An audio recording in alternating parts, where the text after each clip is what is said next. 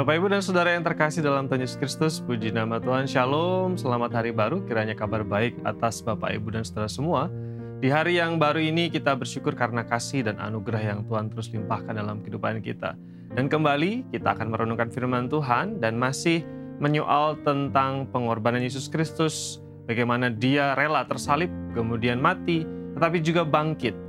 Bapak, Ibu, dan Saudara semua itu berkaitan dengan memang misi dan juga tujuan Kristus untuk datang ke dunia, menghadirkan keselamatan, menjadi pendamai, dan juga menjadi kurban, supaya manusia berdosa beroleh selamat.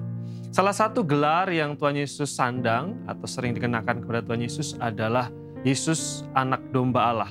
Apa maksudnya Anak Domba Allah? Dan ini sebelum Yesus berkarya, bahkan di awal-awal pelayanannya, Tuhan Yesus sudah dikenal, bahkan dinubuatkan sebagai Anak Domba Allah. Salah satunya adalah oleh Yohanes Pembaptis. Di dalam Yohanes pasal 1 ayat 29 dikatakan, pada keesokan harinya, Yohanes melihat Yesus datang kepadanya dan ia berkata, ini Yohanes Pembaptis berkata, "Lihatlah, Anak Domba Allah yang menghapus dosa dunia." Yohanes Pembaptis melihat karena dia memang dikenal sebagai seorang nabi. Dalam bahasa Ibrani nabi itu nebi atau juga roeh, artinya pelihat, yang melihat sesuatu yang jauh di depan di sana. Rasul Yohanes melihat bahwa Yohanes Pembaptis pada waktu melayani, dia melihat Yesus sebagai sang Anak Domba Allah yang punya peran, lalu kemudian punya karya sebagai penghapus dosa dunia. Injil Yohanes mencatat statement yang begitu luar biasa yang dikutip dari perkataan Yohanes Pembaptis. Bapak, Ibu, dan Saudara semua yang terkasih dalam Tuhan Yesus Kristus, kenapa Yesus harus berperan sebagai Anak Domba Allah? Ini sekali lagi berkaitan dengan dosa.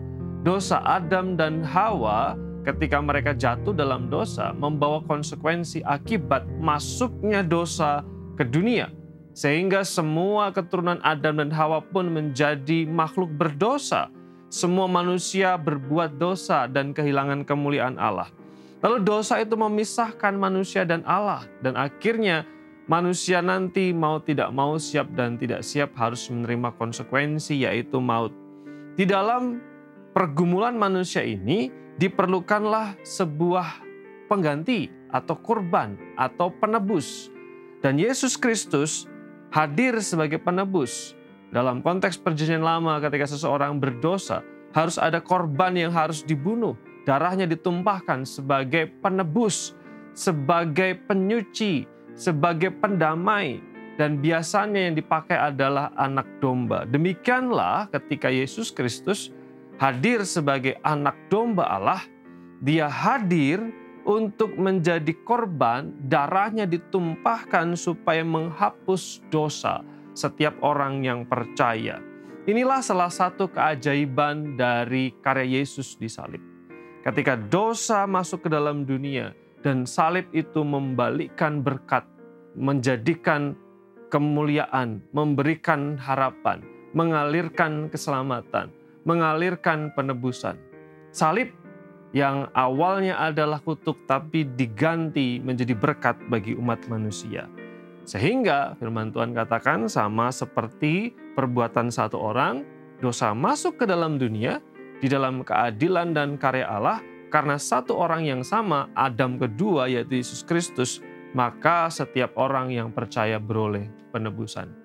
Puji Tuhan, kita percaya kepada Yesus Kristus, Sang Anak Domba Allah, yang sudah berkarya, yang sudah mencurahkan darahnya untuk menghadirkan penebusan buat kita semua. Sehingga mari kita setia, mari kita terus percaya, mari kita terus bersyukur, dan bahkan juga menghidupi bagaimana karya itu sudah ada dan kita terima, sehingga kita tidak lagi hidup di dalam dosa. Mari kita berdoa. Bapa di surga, kami bersyukur atas kemurahan dan kasih-Mu. Kami berterima kasih karena Engkau berkarya hadir sebagai Sang Penebus, Anak Domba Allah yang tanpa noda, tanpa cela. Sehingga karena pengorbanan-Mu, kami mendapatkan kelepasan dan pengampunan dosa. Terima kasih untuk sabda-Mu, berkati kami di sepanjang hari ini. Dalam nama Yesus kami berdoa. Amin.